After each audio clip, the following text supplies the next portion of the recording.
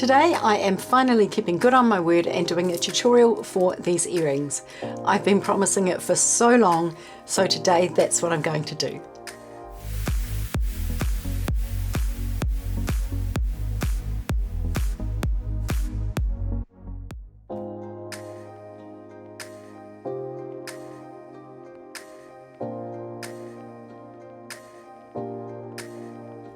Hi, welcome back to my channel. If you're new here, my name's Carol, and on this channel I show you how easy it is to make your own jewellery. So these earrings are pretty easy and they don't take long to make and they don't take too many materials.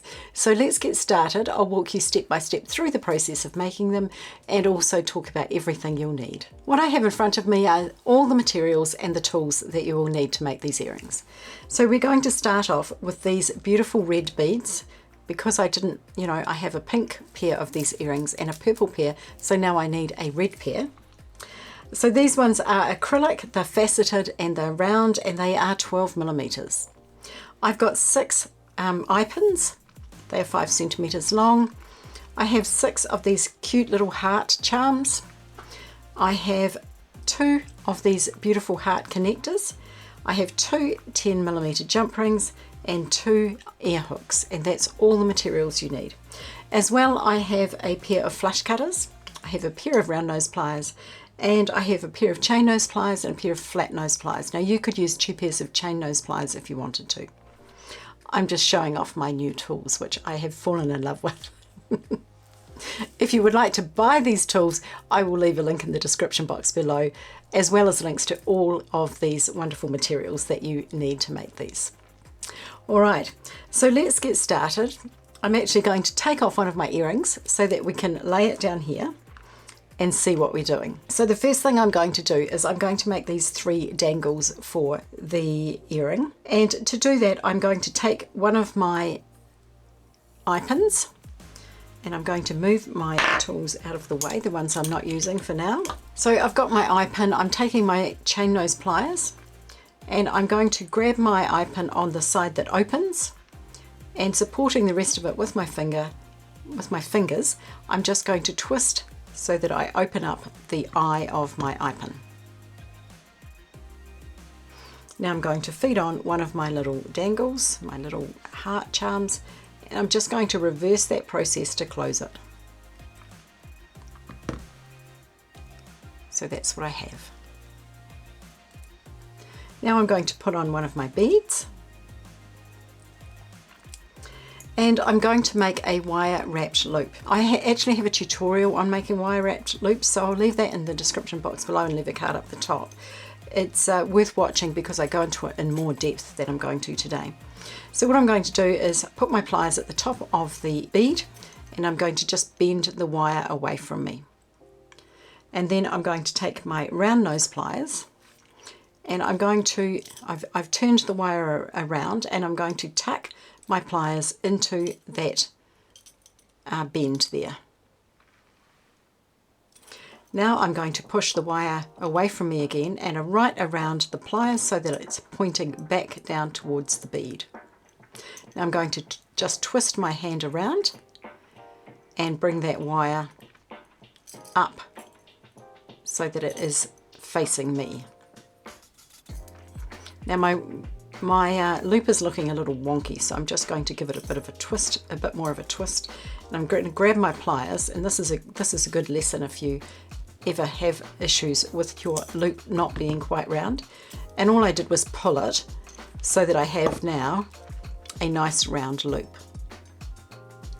All right, now the most important step here that you probably forget, and you mustn't forget, is that you need to thread this on before you close up your loop, before you do wire wrapping.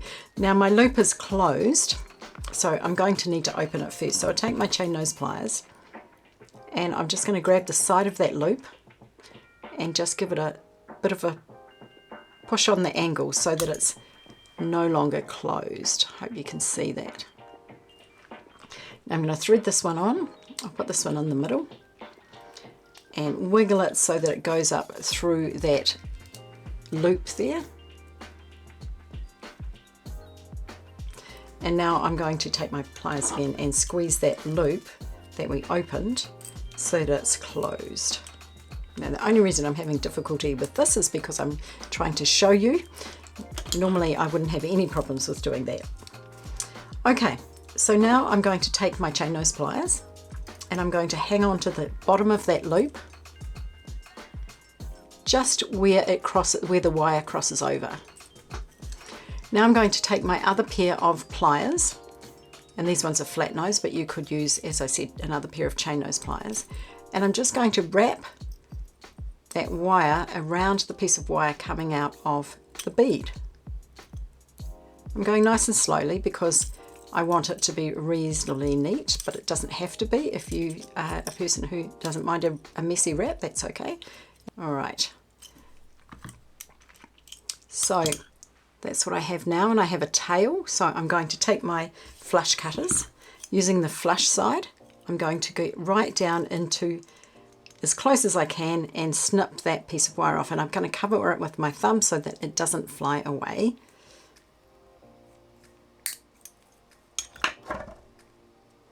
Now if I still have a tail poking up, which I do, I'm just going to take my pliers and just give it a squeeze. And sometimes it takes a couple of squeezes just to squeeze that loop, that end, sorry, down into the loops. And now when I feel it, no, I can still feel it's a little pokey, so I'll give it another squeeze. As I said, sometimes it takes a few times or a few tries to get it so that it's sitting nice and flat. Okay, so there's my first dangle. Now I'm going to repeat that on both for each of these sides.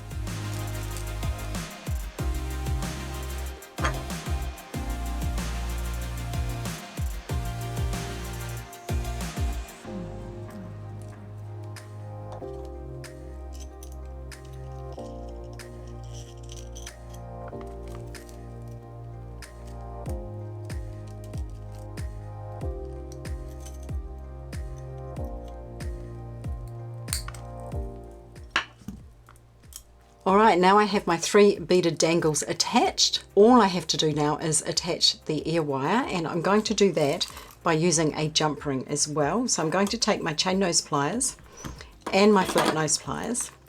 As I said, you could use 2 pairs of chain nose pliers. And I'm going to hold my big jump ring, this is a 10mm one, on either side and just twist up and down.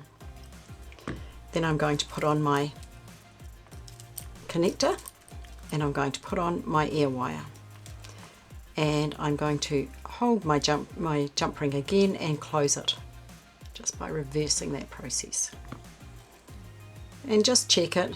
So I'm not sure if you can see that mine isn't quite closed properly, so I'm going to give it a little bit more of a wiggle towards itself.